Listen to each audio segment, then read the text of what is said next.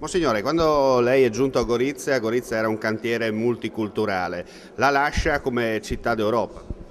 Sì, questo è il passaggio che decisamente dal punto di vista, diciamo così, politico è diventato veramente importante. Io ho trovato una città che era divisa da una frontiera, lascio una città che comunque resta libera, una città potremmo dire Gorizia e Nova Gorizia quasi si intersecano vicendevolmente.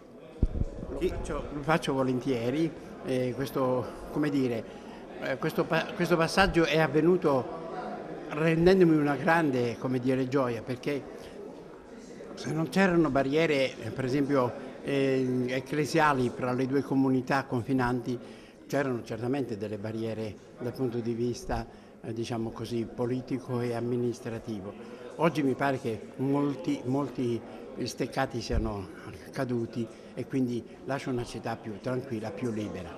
Certo non è un addio, ma un arrivederci.